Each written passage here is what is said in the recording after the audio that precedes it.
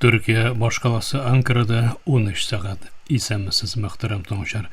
Бүген 2025 елның 12 сентябрь җомга көн. Сез турыдан-туры эфирдә Türkiye авазы радиосының татар телендәге тапшырыгын тыңлыйсыз. Безнең программа 16 метрлы кыска дулкынның 17615 кГц эшләнгән Türksat 3A һәм Türksat 4A ярышлары белән 3 тапкыр w.trt.dinna.com интернет адресы аша һәм кесә телефоннарының TRT Dinna кушымтасыннан Voice of Turkey Вод East радио каналыннан тапшыла. Тапшыруыбызның бүгенге чаралышында соңгы хәбәрләрдән соң Төркиянең географик теркәлгән эшләмәләре программасы белән кызыклы темалар язмасын тәкъдим итәрбез.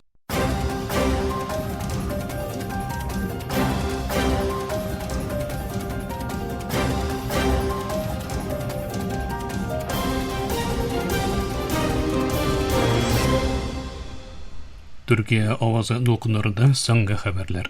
БМО имелек шурасы АКШ белән берәттән 15 әгъзаның бер тавыштан хуплаган белдерүндә Дохада ясалган һөҗүмне гаепләде.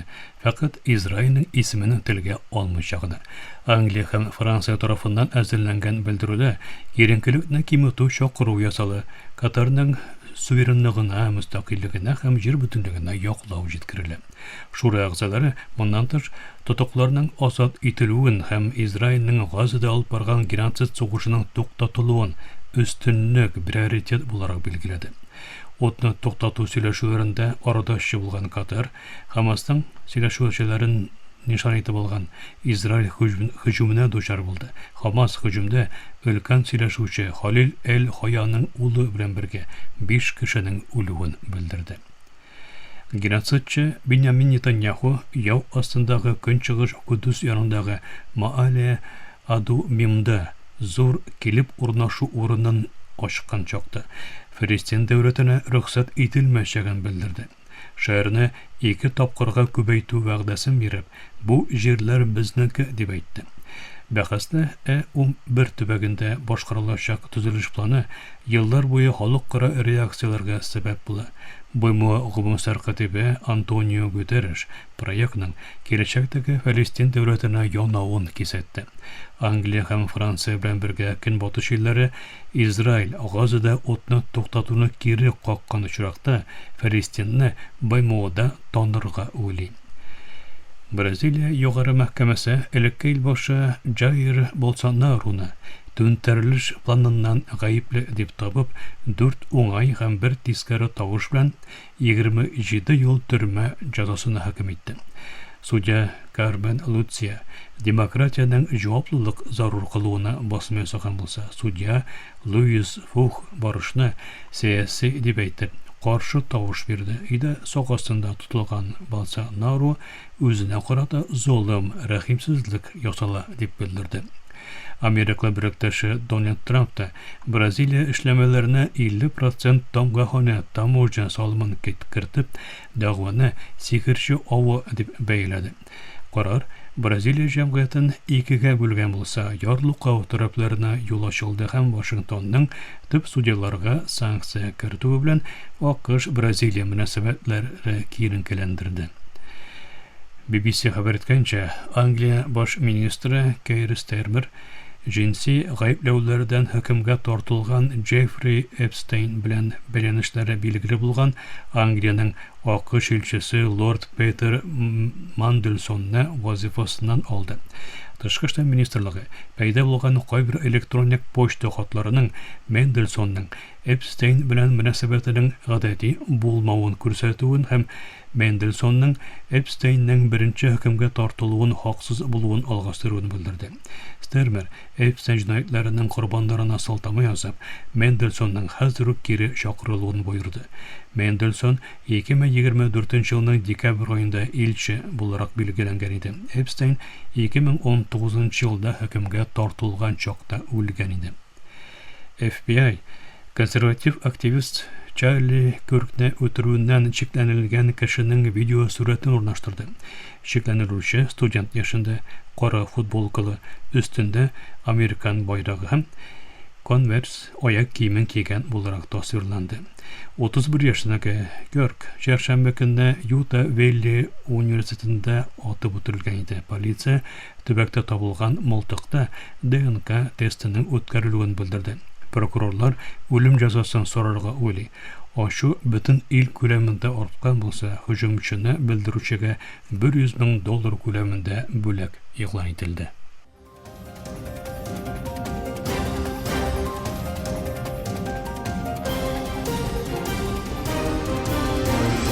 Türkiye Ovazı dolkunlarında soňgy haberler tыңlaýsыз. Türkiye Cumhuriyeti Tышкы эшләр министры Hakan Fidan, Италия премьер-министры орынбасары һәм Тышкы эшләр министры Антонио Tajani белән Римдә күреште. Атна кичен пәнҗшәмбе көнне узган сөйләшүләрдә НАТО берлектәше һәм стратегик партнер булган Türkiye белән Италия арасындагы мөнәсәбәтләрнең ныгытылуы мәсьәләсе кузгатылды. Министр Fidan, Италияга ясаган 2 көнлек сәфәре кысаларында төшенче оешмасы Института Аффари Интернационали да чыгыш ясады. Ясачак 2 министр соңгы итеп май айында Төркиянең Анталия шәһәрендә оештырылган НАТО тышкы эшләр министрлары җыелышында күрешкән иде. Апрель айында Төркия илбашы Реджеп Тайип Эрдоган һәм Италия премьер-министры Джорджо Мелони Римда оештырылган 4-нче Türkiye-İtalya hökumetlari uçuşunu җитәкләгән иде. Августта исә Истанбулда Türkiye-İtalya-Ливия uçаклы очрашу узды. Türkiye белән Италия арасындагы сауда күләме 2024 елда 32 миллиард 200 миллион долларга җитте һәм Италия Türkiянең бар дөньяда 5-нче, Авропа Берлегендә исә 2-нче иң зур экспорт базарына әйләнде. Римдагы очрашуда ике ил бу санны 40 миллиард долларга җиткерү максатын куйды. Ике ил арасында саклану хезмәттәшлеге дә ныгый. Türkiянең кешесез һава аппаратларын җитештерүче Байкар şirkәте март айында Италиянең Leonardo şirkәте белән дрон системалары мәсьәләсендә килешүгә кул куйды һәм июньдә Piaggio исемле авиация şirkәтен сатып алу эшләрен төгәлләде. Türkiye шулай ук Италия белән Eurofighter Typhoon хәрби очкычлары мәсьәләсендә дә сөйләшүләр алып бара. Италия 2020 елдан бирле Трансадриатик үткәргеч аша Италияга газ кудыручы Коньяк газ коридоры белән Төркиянең мөһим энергетика партнерларыннан берсе булып тора. Якынча 50 мең төрек Италиядә яши. 2024 елда 719 меңнән артык Италияле Төркиягә килде. Йон хәбәр агентлыгының Көньяк Корея тышкы эшләр министрлыгы мәгълүматына нигезләндереп биргән хәбәренә караганда, Көньяк Корея белән НАТО кибер иминлек өлкәсендә хезмәттәшлекне үстерү өчен югары дәрәҗәле сөйләшүләр үткәргән. Пәнҗшәмбе көнне атна кичен Сеул шәһәрендә узган кибер сөйләшүләрне Көньяк Кореяның халыкара кибер мөнәсәбәтләр илчесе Лия Тай-Ву һәм НАТО инновация, гибрид һәм кибер мәсьәләләре өчен җаваплы сәркәтиб урынбасары Ян Чарльз Элдерман Кингам җитәкләгән. Яклар кибер янауларга каршы көрәштә хезмәттәшлекне арттыру һәм Hind-Тын океан белән Авропа Атлантик төбәкләрендәге кибер иминлек куркынычын бәяләү турында килешкән. Көньяк Корея һәм НАТО кибер иминлек өлкәсендә хезмәттәшлекне ныгыту өчен югары дәрәҗәле кибер диалогны 2023 елда башлап җибәргән иде. Бу вакыйга Көньяк Корея саклану министры Ах Гю Бак белән НАТО хәрби комитеты рәисе Джузеппе Каво-Драгон арасында Сеул саклану диалогы кысаларында тишәмбе көнне узган сөйләшүдән соң булган. Көньяк Корея саклану министрлыгының белдерүенә караганда, Драгон Көньяк Корея белән НАТО арасында саклану һәм хәрби үзгәрешләр, мәгълүмат уртаклашуы, кибер галәм һәм ясалма интеллект кебек төрле өлкәләрдә тагын да тирәнәячәк һәм киңәячәк конкрет анык хезмәттәшлек турында килешүгә ирешкән. Мөхтәрәм тыңлаучылар, Төркия авазы документарында соңгы хәбәрләр тыңладыгыз.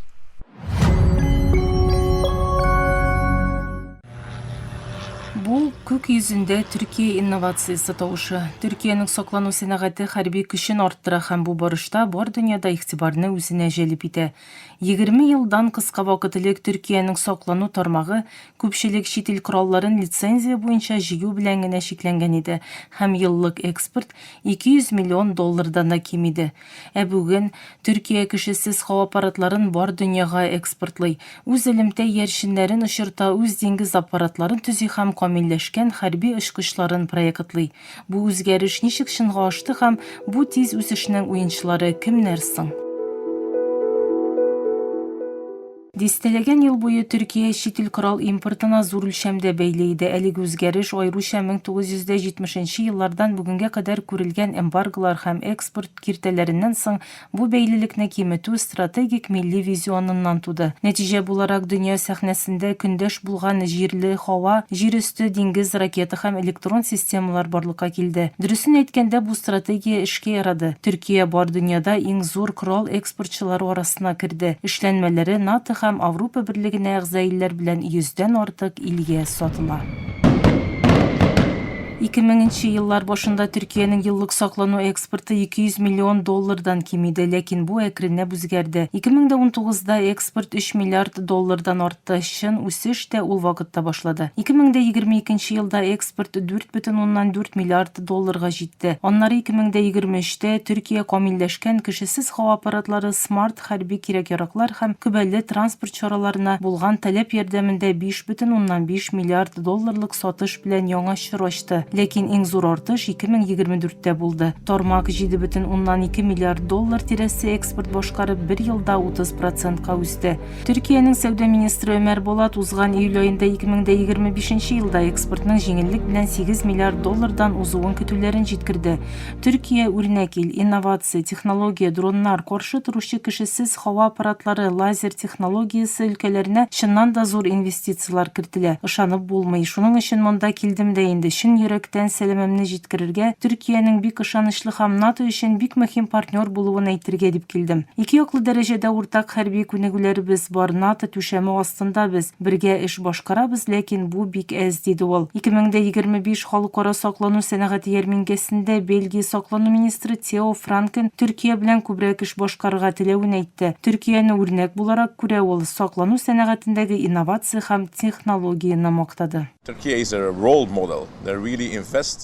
Авропа читендә Türkiye'nin саклану сәүдә портфолиосы тиз арада төрлелек казана. Türkiye коралларын сатып алучылар арасында Берләшкән Гарәп Әмирлекләре, Катар һәм Пакистан бар. Сәгүд Арабстаны да мөһим клиентка әйләнеп бара. Türkiye'nin Африкадагы барлыгы арта. Нигерияга хәрби бралаклар тапшырылды. Байрактар, кешесез һава аппаратлары, күзәтү системалары, күбәле транспорт чаралары һәм хәрби белем белән ярдәм Нигер, Эфиопия, Сомали, Буркина Фасо һәм Того кебек илләргә күрсәтелә. Türkiye моннан соң тропик Африканың иң зур 5 корал белән тәэмин итүче илләрдән берсе. Türkiye'nin корал дипломатиясе Азия һәм Тын океан төбәгендә дә үсә. 2025 халыкара саклану сәнәгате ярминкәсендә Индонезия яңа Каан исемле хәрби очкычның беренче клиенты булды һәм килешүгә кул куйды. Хәтта Латин Америкада Türkiye'nin корал дипломатиясендә урын ала башлады.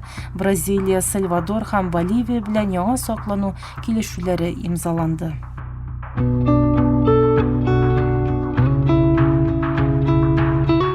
Очраклы түгел, бу җирле җитештерүгә юнәлгән һәм елына миллиард ярым доллардан узган тикшеренү һәм камилләштерү үзәкләренә кертелгән инвестициялар белән ярдәм күргән озын мөддәтле стратегия нәтиҗәсе. Türkiye'nin саклану базарының 2035 елга кадәр якынча 59 миллиард долларга җитүе көтелә. Бу тиз үсеш шул ук вакытта читкә бәйлелекне бетерде. Рәсми затларга күрә, Türkiye моннан соң саклану җитештерүенең 80%тан артыгын үз мөмкинлекләре белән чынга ашыра. Моны 2000 еллар башындагы 20%лык дәрәҗә белән чагыштырып булмый. Тармакта 3000 ярымнан артык ширкәт, 90 меңнән артык эшче һәм 20 миллиард доллар еллык акча әйләнеше белән 1380ннән артык проект бар. Бу үсеш артында нинди ширкәтләр тора соң? Биринчи урында Байкар бар, дроннар жетиштире ул. Байрактар ТБ-2 кишисиз хава аппаратлары белән бар дөньяга танылган. Украина, Ливия, Карабах һәм Сүриядәге берлешләрдә көчләрен испатладылар. Украинада бу дрон милли каршы торуның символына әйләнде. 2023 елда гына Байкар саклану тармагында якынча 2 миллиард долларлык экспорт башкарды һәм глобаль дрон базарында лидерлыкка күтәрелде. Байкар ширкәте акынчы кишисиз хава аппаратын һәм реактив двигательле кишисиз хәрби очкыч Кызыл Алманы камилләштерә. Шулай ук Байкар 2024 елның декабрендә Италиянең Piaggio Aerospace ширкәтен сатып алуын җиткерде. Икенче урында Aselsan бар. Ширкәт Төркиянең барлык хәрби өлкәләре өчен радарлар, электрон сугыш системалары һәм элемтә эшләнмәләрен җитештерә. Ярминкәдә берничә яңа инновацияны таныттылар. Гоксур ВЛС хәрби көймәләрне һавадан килүче киң кырлы куркыныштан саклаучы диңгез саклану ракета системасы. Дерингөз 100L-300 су асты аппараты зур вазифаларда су асты операциялары өчен проектланды. Jenk 350N хәрби көймәләр өчен ясалган 360 дәрәҗәлек күп вазифалы диңгез радары. Aselsan шулай ук фотон детекторлар һәм смарт хәрби кирәк-яраклар кебек алдынгы технологияле эшләнмәләргә 600 миллион доллардан артык инвестиция кертә. Шулай ук 2024дә ачыкланган Төркиянең яңа милли һава саклану системасы Корыш гөмбәзенең төп компоненты. Авиация өлкәсендә Төркия авиациясе һәм галәм сәнәгате дә мөһим актер. Пилотлы һәм кешесез платформаларда боралаклардан алып хәрби очкычларга кадәр эшләнмәләр бар. Төркия авиациясе һәм галәм сәнәгатенең тәэсир итүче портфолиосында Т-129 атак боралагы, Hürkuş исемле белем бирү һәм җиңел һөҗүм очкычы, Анка кешесез хава аппаратлары бар, ләкин асыл эшләнмәсе 2028 елда танытылуы планлаштырылган һәм потенциаль экспорт базарларының игътибарын җәлеп итүче 5нче буын яшерен хәрби очкычы Каан. Roketsan исә ракета өлкәсендә остаз. Эшләнмәләрен төрек кораллы көчләре һәм бар дөньяда төрле илләр куллана. Ярминкәдә Roketsan 6 яңа системаны танытты. Булар арасында зур дулкынлану тудырган гипертавышлы баллистика ракетасы да бар. Озынлыгы 10 метр булган Тайфун блок 4-нең ким дигәндә 1000 чакрым ераклыктан һөҗүм итә алачагы фаразлана. Гипертавышлы ракеталар тавыш тизлегеннән 5 тапкырга тиз бара ала. Roketsan шулай ук су астыннан очыртылучы Атмаджа ракетасының капсулалы версиясе булган Акатаны һәм Төркиянең беренче һава ракетасы Gökboru'ны танытты. Gökboru ерак араларда югары тизлек һәм энергияны саклап, дошман очкычлары өчен бик киң качып котылу мөмкин түгел зонасын булдыра. Моннан тыш Әрән исемле күп максатлы камикадзе дрон, 300R баллистика ракета системасы һәм Шимшек 2 кечкенә яршын җибәрү аппараты да танытылды. Җир өсте транспорт чаралары өлкәсендә лидер BMC ширкәте ярминкәдә 3 яңа хәрби транспорт чарасын танытты ул. Туран 4x4 исемле йөк һәм персонал ташый торган күбәле машина, күп тәгәрмәчле күбәле Зәйбәк 8x8 коткару чарасы һәм танк ташучы техникалар. Шулай ук яңа күп тәгәрмәчле Алту 8x8 күбәле сугыш машинасын танкларны аулаучы дип атадылар. Ширкәт мөһим бер проектта күптәннән көтелгән Төркиянең беренче җирле сугыш танкы Алтайның тәмамлана баруын ачыклады. Икенче мөһим ширкәт булган Otokar чит илләрдә һәм Төркиядә яңа күбәле транспорт чаралары белән алгарыш тәэмин итә. Диңгез өлкәсендә СТМ ширкәте игътибарны җәлеп итә. 2025 халыкара саклану сәнәгате ярминкәсендә Төркиянең беренче җирле җиңел һөҗүм көймәсе моделен таныттылар. СТМ шулай ук 2024 елның декабрендә Португалия флоты өчен 2 судно төзү килешүенә кул куйды.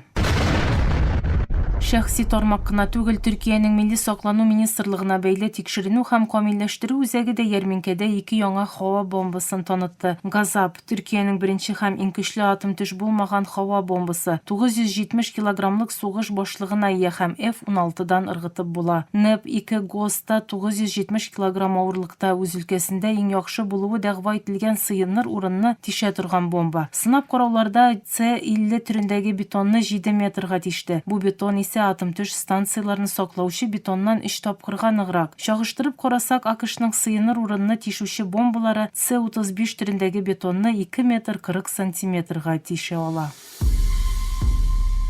Бу глобаль популярлыкның сәбәбе нәрсәдә соң? Төркиянең саклану эшләнмәләре сугышта сынап каралды, чыгым ягыннан нәтиҗәле һәм тиз тапшырыла. Бар дөньяда таләп күрүче үзенчәлекләр булар. Төркия моннан соң Европалы берлектәшләрен критик саклану системалар белән тәэмин итә. Бу ихтыяҗ Украинадагы бәрелеш белән тагын да артты. Албания, Польша һәм Румыния кебек НАТО әгъзалары хәзердән үк Төркиянең кешесез һава аппаратларын хәрби инвентарына кертә. 2024 елның азагында Otokar şirkәте Румыния белән 1000нән артык җирле Cobra 2-4x4 исемле транспорт чарасы да кергән килешүгә кул куйды. Төркиянең саклану тармагы алучыдан җитештерүче һәм зур экспортчы хәленә килде. Ил үз двигательләрен, сенсорларын һәм интеграция сәләтләрен үстерергә дәвам иткән саен саклану сәнәгате хәрби базарларда көндәш булачак һәм шартларны билгеле алачак кебек күренә.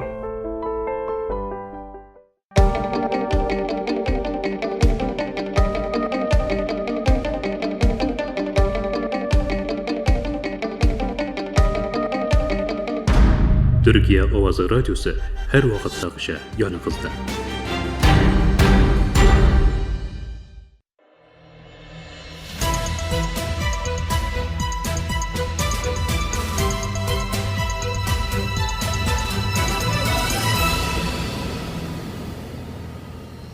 Türkiye'nin geografik türkelgen işlenmeleri.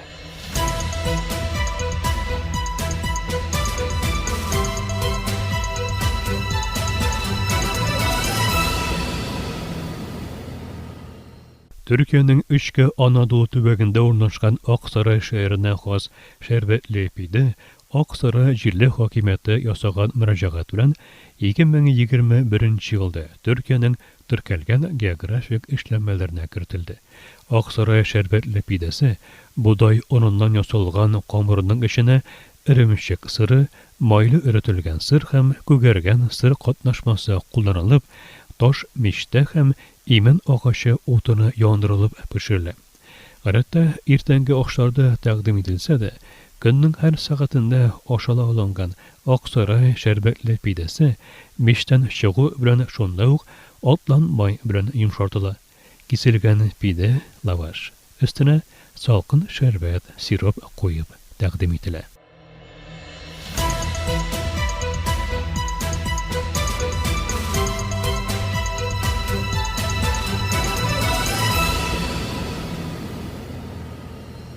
Türkiye'nin geografik türkelgen işlenmeleri.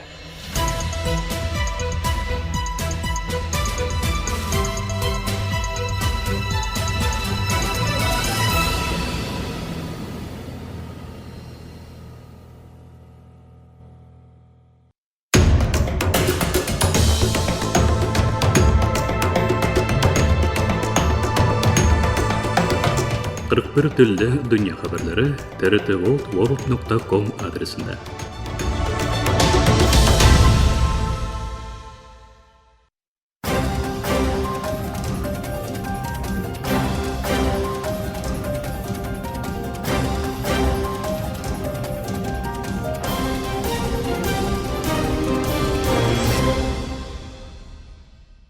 Мақтарам таңышар. Türkiye Ovazı Radyosu'daki Tatar türündeki topçuları şuşunun bilen ahırına yakınlaştı. Bizim programda her gün Türkiye hem Kazan vaqti bilen gündüzge saat 1'de 16 metrli kıska dolqanның 17.615 kHz ışığından Türksat 3A hem Türksat 4A yarışını bilen 3 tapqır w.trt.dinna.com internet adresi aşı hem kısa telefonlarının TRT Dinna Tыңна qo'shimchasidan Voice of Turkey What East radio kanalidan topshila. Yorti soatlik topshiruvimizning quvvatlawun Turkiya ham Qozon vaqti bilan soat kechki 8:40da 42 daraja kunchig'ish yo'nalishidagi Turksat 3A ham Turksat 4A yarishlari bilan 3 tapqır w.trt.dinna.com internet sahifasi osha What West radio kanalidan tinglaysiz. Әлегә biz sizni bilan sog'lashamiz. Efirda kelasi uchrashuv qadar.